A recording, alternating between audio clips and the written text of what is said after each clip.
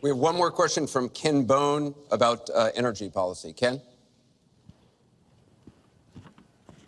What steps will your energy policy take to meet our energy needs while at the same time remaining environmentally friendly and minimizing job loss for fossil power plant workers? Mr. Trump, 2 minutes. Absolutely. I think it's such a great question because energy is under siege by the Obama administration, under absolute siege. The EPA, Environmental Protection Agency, is killing these energy companies.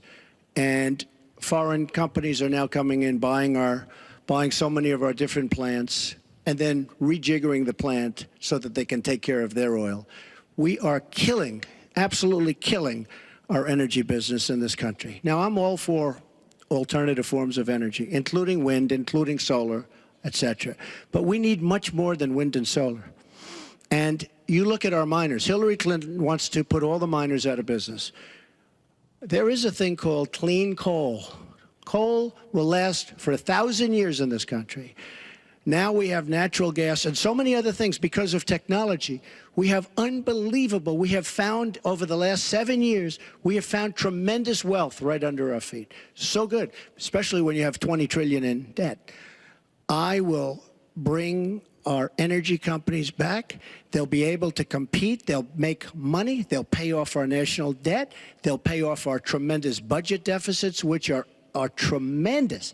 But we are putting our energy companies out of business.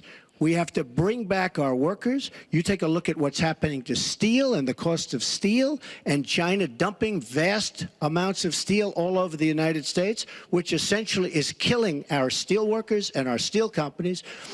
We have to guard our energy companies. We have to make it possible. The EPA is so restrictive that they are putting our energy companies out of business. And all you have to do is go to a great place like West Virginia or places like Ohio, which is phenomenal, or places like Pennsylvania, and you see what they're doing to the people, miners and others in the energy business. It's a disgrace. Your time is up. Thank you, It's sir. an absolute disgrace. Secretary Clinton, 2 minutes. Well, that was very interesting. First of all, China is illegally dumping steel in the United States, and Donald Trump is buying it to build his buildings, putting steel workers and American steel plants out of business. That's something that I fought against as a senator, and that I would have a trade prosecutor to make sure that we don't get taken advantage of by China on steel or anything else. You know, because it sounds like you're in the business or you're aware of people in the business, you know that we are now, for the first time ever, energy independent. We are not dependent upon the Middle East, but the Middle East still controls a lot of the prices. So the price of oil has been way down, and that has had a damaging effect on a lot of the oil companies, right? We are, however, producing a lot of natural gas, which serves as a bridge to more renewable fuels, and I think that's an important transition. We've got to remain energy independent. It gives us much more power and freedom than to be worried about what goes on in the Middle East. We have enough worries over there without having to worry about that. So I have a comprehensive energy policy, but it really does include fighting climate change, because I think that is a serious problem. And I support moving toward more clean, renewable energy as quickly as we can.